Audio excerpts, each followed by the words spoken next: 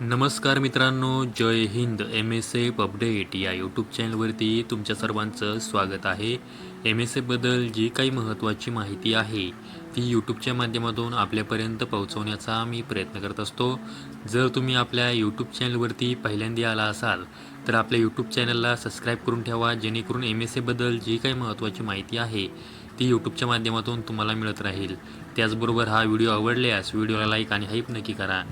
तर मित्रांनो, आजच्या व्हिडिओमध्ये आपण MSF न्यू जॉईनिंग व MSF युनिफॉर्म अलाउन्स 2025-26 या संदर्भामध्ये एक महत्त्वाची माहिती जाणून घेणार आहोत.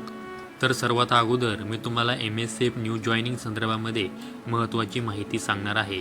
तर तुम्ही स्क्रीनवरती महाराष्ट्र राज्य सुरक्षा महामंडळाचा हा कार्यालयीन आदेश पाहू शकता. हा कार्यालयीन आदेश 13 जानेवारी 2026 रोजीचा आहे. यामध्ये तुम्ही पाहू शकता, महाराष्ट्र सुरक्षा बलातील खालील सुरक्षा कर्मींना कंत्राटी व तात्पुरत्या स्वरूपात नेमणूक देण्याबाबतचा हा कार्यालयीन आदेश आहे. आता तुम्ही यामध्ये पाहू शकता की जे वेटिंगचे उमेदवार होते त्यांना यामध्ये जॉईनिंग देण्यात आलेली आहे. त्याचबरोबर जे न्यू जॉईनिंगवाले उमेदवार आहेत त्यांनासुद्धा या आदेशाच्या माध्यमातून न्यू जॉईनिंग देण्यात आलेली आहे. तुम्ही इथे सत्र क्रमांक पाहू शकता. सत्र क्रमांक 57 असेल. त्याचबरोबर सत्र क्रमांक खाली तुम्ही आल्यावर इथे पाहू शकता की 58 असेल, 59 असेल. त्याचबरोबर सत्र क्रमांक 66 असेल, 67 असेल, 68 असेल. यामधील जे काही सुरक्षाकर्मी आहेत त्यांनी आतापर्यंत जॉईनिंग ही स्वीकारलेली नव्हती.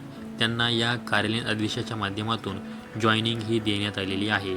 आणि हा जो कार्यालयीन आदेश आहे तो 14 जानेवारी 2026 पासून लागू होणार आहे. तुम्ही यामध्ये इथे ज्या काही सूचना देण्यात आलेल्या आहेत त्या देखील तुम्ही पाहू शकता.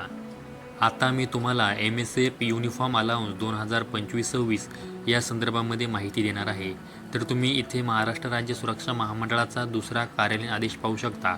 हा कार्यालयीन आदेश 12 जानेवारी 2026 रोजीचा आहे. या कार्यालयीन आदेशाचा जो विषय आहे ते तुम्ही पाहू शकता.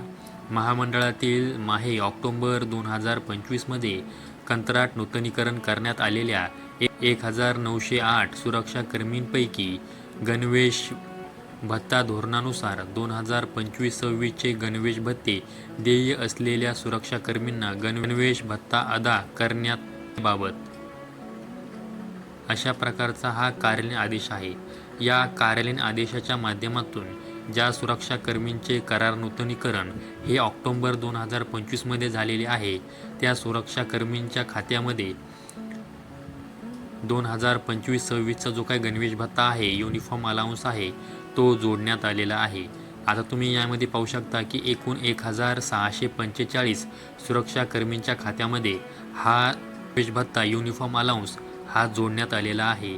त्याचबरोबर जे सुरक्षाकर्मी 2 महिने म्हणजे 60 दिवसांपेक्षा जास्त गैरहजर आहेत तर त्या सुरक्षाकर्मींचा गणवेश भत्ता हा थांबवण्यात आलेला आहे. त्या सुरक्षाकर्मींची संख्या 241 एवढी आहे.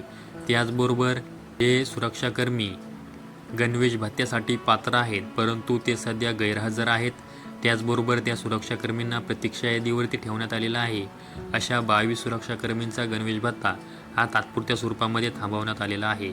आणि आता ज्या सुरक्षाकर्मींच्या वेतनामध्ये हा गणवेश भत्ता जोडण्यात आलेला आहे त्याचबरोबर ज्यांचा थांबवण्यात आलेला आहे त्यांची संपूर्ण PDF ही प्रकाशित करण्यात आलेली आहे.